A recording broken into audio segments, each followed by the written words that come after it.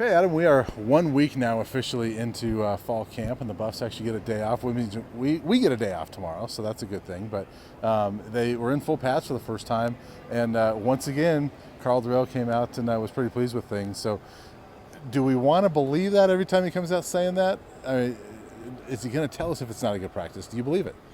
Well, he did in spring ball. There Yeah. was a day where he was pretty upset. I think it's going to take him getting pretty upset for us to get that type of response. But no, it seems like I think he's just happier with the depth on this team. You mentioned Yeah. the fact that it's not everybody expecting Nate Landman to make every play like they had to at times here in recent seasons. Mentioned that Jack Lamb had a nice interception today. Mentioned Robert Barnes as well. So, yeah, you just like the depth at a lot of places. One spot, though, until Frank Phillip gets back, it's interesting is that right tackle spot. He mentioned Yeah. that Jake Wiley's rotating in there. Jared Lichtenhan, Tank is what they call him, is in there. But they have cross-trained some guys, like a Chance Lytle that's probably best suited to be an interior offensive lineman, Yep. having to do some tackle work right now. Noah Fenske, who's kind of running number 2 at center, is having to do a little bit of tackle work as well. But it sounds like good news on the Frank Phillip front. He said he's ahead of schedule, but he said it's the doctor's call. He doesn't make the call exactly when he's going to be back. Yeah, ahead of schedule. I did ask a follow-up. Does that mean he could be back sooner than the 2 or 3 games that he'll miss? And he said, well, we'll see. Frank has not lifted weights yet. He's been doing some push-ups, things like that, but not lifting weights. And apparently that's the next big step for him. So we'll see on the tackle front. But, Max Ray sounds like he's good. And as we've talked about, I'm interested to see what like a Jake Wiley can do in there. So we'll see what happens. Today was sort of a big offensive lineman day. You talked to Noah Fenske, Alec Pell as well. I talked to Colby Purcell. Let's kind of stick with offensive line for a minute here. What did you get from your conversation with Noah? Well, first off, he said that he misses the cornfields a little bit, which no offense to cornfields, but I haven't heard that before, I don't think, in my life. But no, he's an Iowa kid. He grew up there, was born and raised there, went to be a Hawkeye there.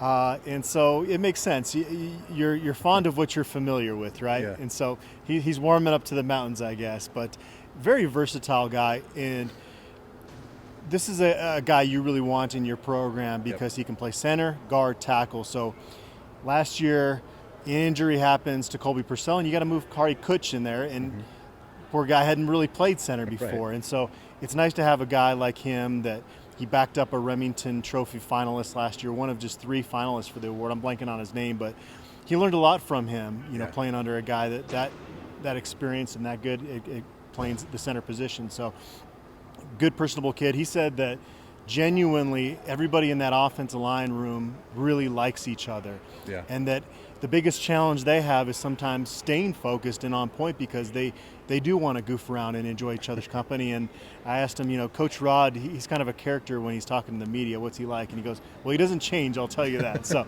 that's a group that really likes each other. Yeah. And so you like what you hear out of that group, but you do need Frank Phillip back to really feel great about that group. Yeah, for sure.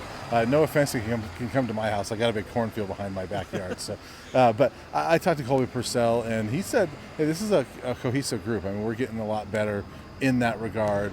For him, obviously, a big challenge is playing a full 12 games, and he said that's a big deal to him this year.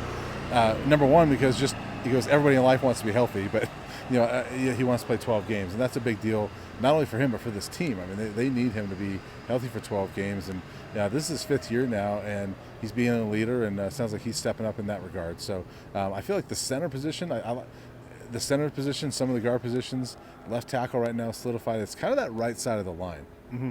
And Colby Purcell, he's really come out of his shell in his time Yeah. here. He's really developed into a great interview. So definitely the leader of that group. Yeah, you talked to Alec Pell as well, one of the, younger tight ends. I was chatting with him briefly before you talked to him. I can't believe it's his 3rd year already, but, really, he's been a tight end less than a year. How's that transition coming for him?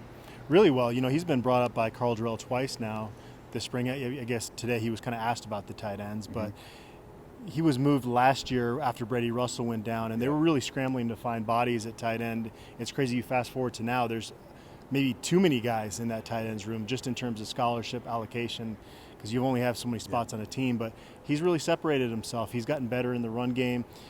he was an offensive guy initially at Cherry Creek before moving to defense, and the reason he moved to be pretty much strictly a defensive player his senior year there was because CU projected him on defense. So he's kind of an offensive guy at heart, and so he's really taken to that, and it's not just an experiment at this point. I think he's going to be a tight end going forward. Yeah, and there's a lot of potential in that young group in tight ends. They just got to grow up a little bit. You got Brady Russell, Matt Lynch, but Caleb Fourier is one that gets mentioned a lot. Austin Smith sounds like he's been a little banged up, but they like what they have there. So that'll be an interesting group. And don't forget about Jared Pawlowski. That's right. The poor guy has been hurt pretty much since he stepped on campus, but he's had a nice little stretch here, and Darrell mentioned that he's been a pleasant surprise. So it'd be nice to see him out there make a play in a CU uniform at some point.